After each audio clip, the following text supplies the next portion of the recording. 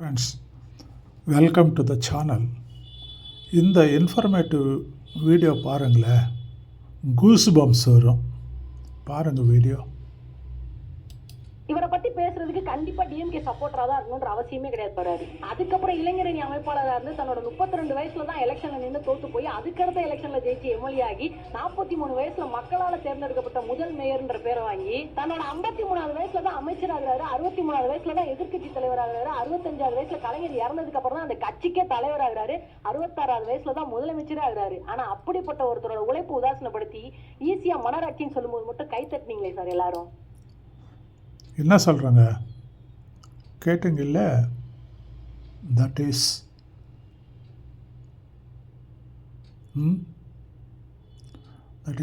who?